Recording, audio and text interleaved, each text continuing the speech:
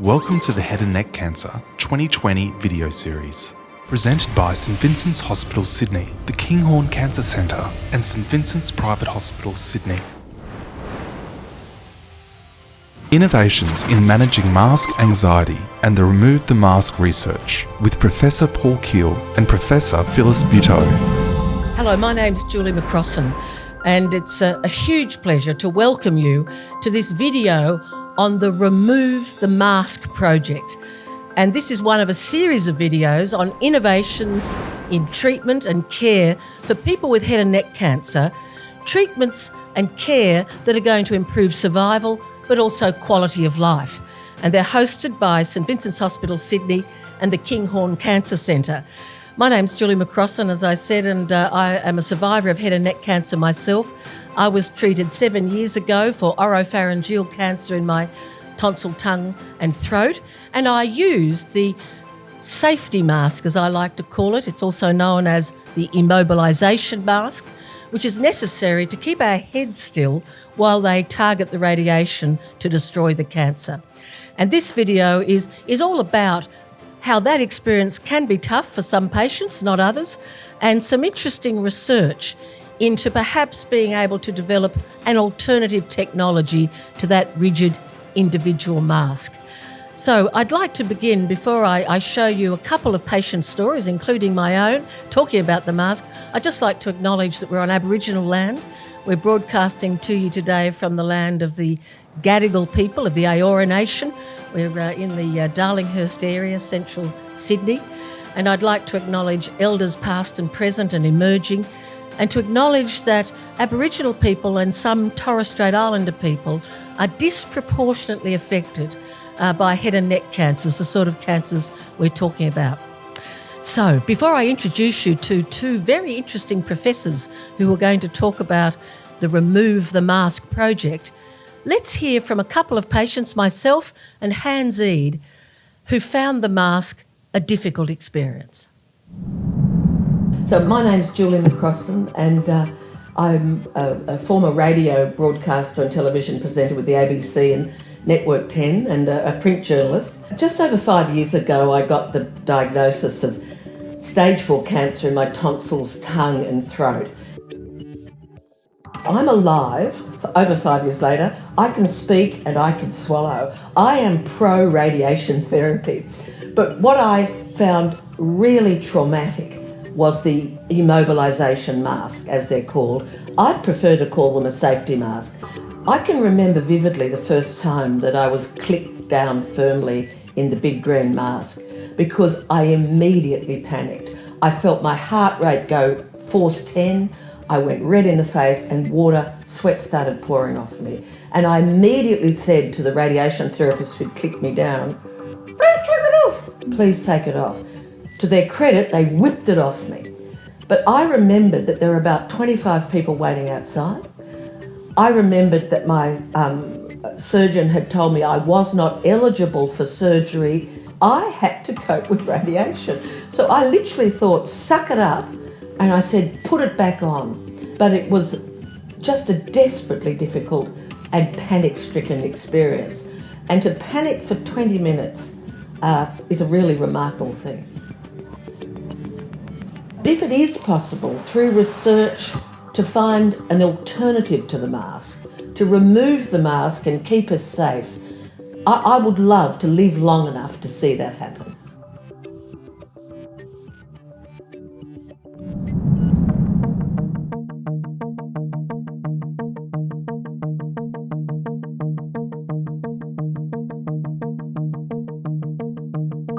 Oh.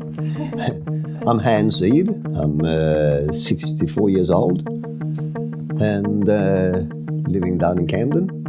And this is Cecil.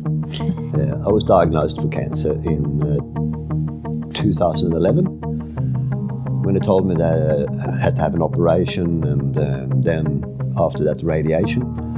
So the first thing was to make the mask, the dreaded mask, like one of them. When the treatment started, they asked, do you want to have something for it to calm your nerves and things? And of course, being a man, you say, I'll be right. But I knew I wouldn't be 100% right because I'm claustrophobic, so 25 to 30 minutes that you're strapped down and you can't move. It was horrendous. It was dreadful, but I can take a lot of things. I just learned to have happy thoughts and to try to be not there, to be somewhere else and get over with it. And after that I recovered, and I wasn't a nervous wreck, that's not the right thing to say, but I felt very uncomfortable to be in confined spaces after that as well. And then recovered and went back to work, and life was pretty good again. 2 years later, the cancer came back on the other side of my neck. So we had to do it all over again. I would have been in for a couple of minutes and I was waving my arms madly and I said, I can't do this, and I come back out again. So then they had to give me a sedation and had to wait them half an hour for that to take place and things and try it again. So that was pretty traumatic. But then I heard that a lot of people need to be sedated every time. 2 out of almost 60 treatments, I freaked out, but I did it, and I'm pleased that I did. I've been cancer-free for 5.5 years now. So in my book, I'm cured.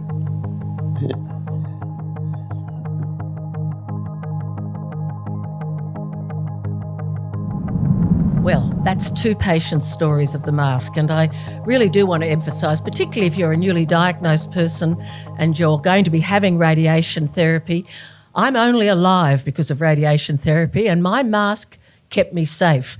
But it would be great if there was an alternative option, and that's what we're talking about today. But don't worry, if you do need to have the mask for your treatment, there are many ways you can get help, and we'll be talking about them now to live through that experience with less stress than Hans and I experienced.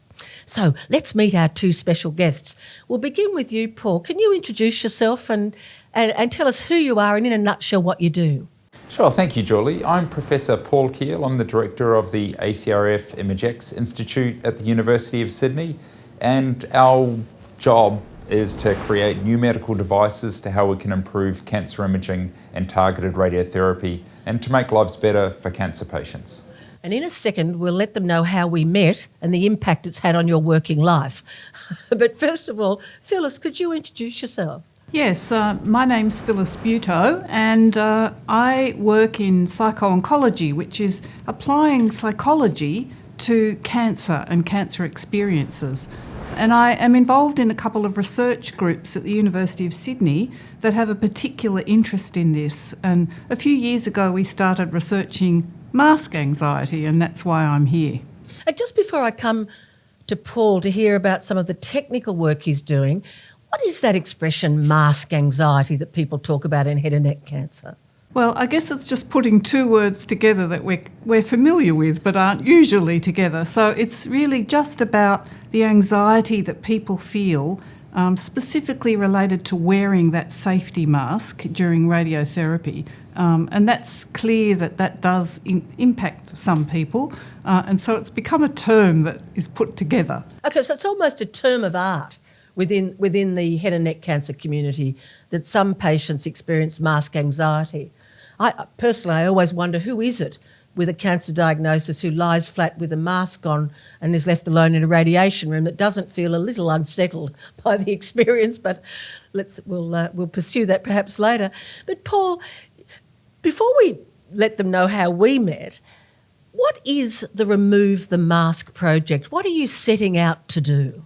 Well, really, the genesis of the Remove the Mask project was when you were at a medical physics conference in Sydney and you were telling us about your experience and you were waving the mask around and how ill-prepared you were from an educational perspective, but also just what a bad experience it was for you. And I was there sitting in the audience saying, actually, we have the technology. If we combine 3 separate technologies and bring them together, we should be able to, with a lot of effort and a big team, remove the mask and make treatment effective and safe for head and neck cancer patients without the mask. In the medical health world, to do a fundamental change of process is a very big thing. So can you tell us a little bit about the history of the ImageX Institute, maybe one or two examples of the kind of technological innovations that you have been able to develop, and also the sort of skills of the team you've collected to try and bring about an alternative to the mask? Because that's a pretty big goal you've set yourself. Yes, and it is ambitious, and I think we do have the track record. And we're a team of amazingly dedicated, passionate, predominantly young physicists, engineers, computer scientists who've got a common vision to improve how we can image and target cancer. And we work very closely with clinicians who are very engaged and wanting to have technology to improve the treatment for their patients. And a couple of examples that we've taken from this sort of discovery and innovation all the way through to clinical trials are the ability to find the cancer during treatment in the prostate and liver for patients, and then also to be able to move the radiation beam so it follows the cancer within the body. And these are technologies, again, going from the bench to the bedside. Another technology we've had developed for imaging lungs is now available worldwide. So we've done this before, and we think we can do it again. Well, that's amazing. And you've collected a team of people that includes radiation oncologists, the doctors who are responsible for saying what sort of radiation, where it has to go. I imagine you're going to have to convince them you've got a very safe alternative before they're going to let that mask get off the head of a patient. The doctor-patient relationship is so important, and that the patients are really relying on the doctors, that level of trust is very high, and therefore the level of safety that the radiation oncologists, their bar is very high. So yes, we need to prove through a careful set of experiments and controls that this will be safe and at least as good, if not better, than the current way that patients are being treated now with the safety mask. Well, before I come back to Phyllis and find out the role of a professor of psychology in this Remove the Mask project, all research takes money, and as I understand it, you have received some funding for Remove the Mask, at least to begin it, from Cancer Australia. Can you explain what is Cancer Australia and what money have you received? What are you expected to do with those funds? Sure. So actually our first initial funding came from a crowdfunding campaign, and the level of engagement we've had from patients and clinicians has been really heartwarming and encouraging, that people see this as a real problem. And we have got funding from Cancer Australia, who provide funding but also advice for cancer patients across Australia. And they've funded the Remove the Mask project for 3 years, to allow us to really combine these three technologies of monitoring the patient's surface, combining the surface imaging with X-ray so we can sort of see inside the patient, and then adjusting the radiation beam. And these are all very complex technologies. And we also need to not do these solutions in isolation. We need to do solutions that are acceptable for the patients and also acceptable to the doctors as well. So it's very much a lot of things coming together and working on this common problem to remove the safety mask. How long before you'll actually be trying it on a patient? Do you have some sense of that? We've got our prototype is ready now, and later this year we would look to do some initial prototyping. The goal is to get this to patients by the end of the third year of the grant, so we're talking 2023. And we hope to get there. Okay, so it's not guaranteed, but there's a serious chance there'll be an alternative to the mask to keep a patient safe while radiation is delivered to the head and neck. There's no guarantees in research, but we will work extremely hard to get there. Let me come back to you, Phyllis Butow. So what's your role in this project? Well, Paul's role is to get the technology right, which is very important. My role is to make sure that we really understand what people experience in the mask and out of the mask, because what we don't want to do is to replace one anxiety about being pinned down by the mask with another anxiety that if I move, somehow the treatment won't work or I might harm myself. So we're very carefully going to track how people are feeling and the anxiety that they're experiencing if they do, at all stages of the project. And we're also going to be interviewing every person who interacts with the research team to hear their reactions and what they're thinking and feeling as they go through this experience. So you, as a professor of psychology with other team members, will be monitoring and engaging with the patients involved in the research for this alternative to the mask in real time while it's happening. So it's both a technological project and a psychological monitoring of the patient project. That's right. So we've carefully selected some questionnaires, short questionnaires, that we think will pick up any anxiety that people might feel. And we're going to be giving that in real time as they experience being in the mask or in the technological alternative, so that we can track how they're feeling. And as I said, we will be talking to them afterwards to really capture what's gone on in their head and the detail of that, so we understand what the experience has been. And for patients and families watching this who are unfamiliar with the research world, you will write that up and publish it in journals. It will be something that can be posted on websites and patients and families can see the work that you've done. Yes, and it provides that sort of hardcore evidence that we can do this in a way that supports patients and reduces their anxiety. Look, thank you. And I'll just say to our viewers that I'm talking to Professor Phyllis Butow from the University of Sydney, Professor of Psychology, and Professor Paul Keall from the ImageX Institute, also at the University of Sydney. And we're talking about the Remove the Mask project. And I just want to say, if as you listen to us and watch what we're talking about, you've got any questions at all about radiation therapy to the head and neck or any fears or concerns you may have, there is a Cancer Council information and support line, 13 11 20. 13 11 20. It's free. There are clinicians on the end of those calls and they can give you advice and referral and information. They can send you booklets all about radiation therapy and head and neck cancer and in fact every aspect of cancer.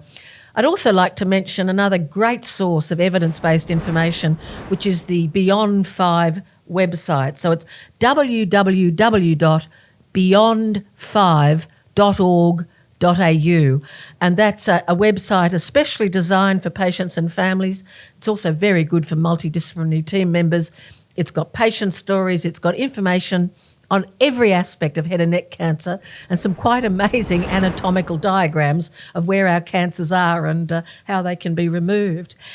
Look, just turning away from this particular project at the moment to the, I suppose, the state of research for head and neck cancer patients and our feelings about the mask generally.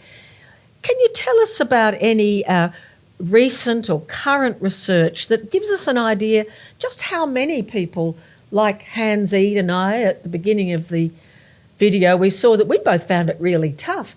But I've met people who were not bothered by the mask. I've even met people who fell asleep on the bench while they were having the treatment. So what does the research tell us about how common anxiety is and what the patient can do to help themselves? Well, there's actually surprisingly little research on this topic, given the impact it has on people like you and Hans. And in fact, Australia has punched above its weight in this area, and a lot of research has come out of New South Wales and Queensland, in fact. And what that research tells us is that, you know, I think, as you said before, there isn't anybody who doesn't come into this new situation with some trepidation and fear, and it is a scary situation to be in. But many people do cope with the mask.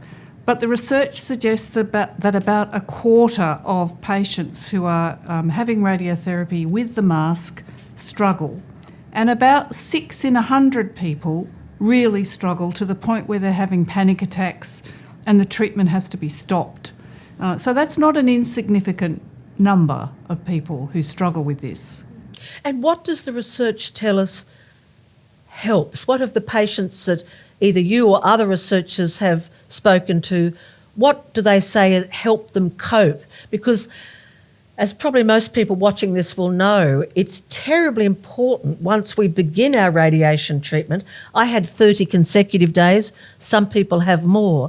But my understanding, correct me if I'm wrong, is that it's terribly important we turn up for every session exactly as we're told, and generally we'll also have once a week some chemotherapy dripped into our arm which helps the radiation work. So we need to manage our feelings because we need to not miss a session. Well, the good thing is that most people do come up with strategies that help them to manage the anxiety, and people have spoken to us when we've interviewed them and in other research projects and given us a whole range of strategies that they use. One of them is just to talk to the health professionals during the treatment, which is helpful to know not only that someone is watching me and if I really am struggling with this, they can see me and will be able to stop if I need, but also just to feel that someone is there, travelling along the path with you. So that's one strategy. A lot of people use breathing, relaxation, meditation, visualising a peaceful scene, those sorts of strategies to help calm the anxiety. And another set of people, and I think this is something that you've told me about as well, really find listening to music very helpful, not only as a distraction, but because they can time the treatment according to the music. When the flute does that trill, I know that I'm 5 minutes from the end. So they find that very helpful. And I guess the other thing that people have discussed finding helpful is reducing the size of the mask in any way possible, whether it's cutting out bits from near the eyes or the mouth or just making the mask smaller. And there's a very big study in Sweden of about 250 people which showed that the smaller the mask, the less intimidating it was. And that was part of the rationale really for this study. If we can make the mask smaller, that's going to be of benefit to people. But even with the current masks, a lot of people do manage to keep their anxiety under control. And if they really struggle with this, you can use anti-anxiety medication, and radiation units are set up to do that. They try and avoid it. And on the whole, if you work and find your strategy that works for you, most people manage the anxiety. I must say that for myself, I wish I had heard that list before my first treatment. I think practice varies enormously, and there'll be people watching this from all over Australia, New Zealand, and indeed other parts of the world. But my impression is in Australia, practice varies enormously, and in some places they think we'll let them go for 1 or 2 sessions and see how they go. And personally for me, and I accept I was in the upper range of anxiety, I'm sorry that approach was taken because those first few sessions before I got help were very, very tough for me. The other thing I just quickly say, and I don't know if either of you are familiar with this, I think practice varies in Australia about whether people are willing to cut holes in the mask, that some radiation oncologists, so they're the doctors primarily responsible, have the view that they want all the mask there to hold you rigid, and they don't like to cut out a mouth hole or an eye hole, except in the paediatric or children context where they will perhaps do it for children but not adults. I don't know if either of you have any knowledge around that issue. Sure, there are initiatives too, because this is obviously a known problem that, how can we make the mask at least less invasive? So there are different groups trying to balance that sort of safety and keeping the patients immobile. The European guidelines are currently to have a full mask, and if, where possible, not to cut corners. So the desire to eliminate the cancer outweighs the benefit or the reduction in anxiety, which is a more of a shorter term side effect. Really, the long-term side effect of the cancer control is more important. One of the concerns I have, and I should let our audience know, a completely separate video on managing distress and innovations in managing distress, not just in relation to those of us who may have difficulties with the mask, but generally managing distress in terms of the short and longer term impact of head and neck cancer treatment.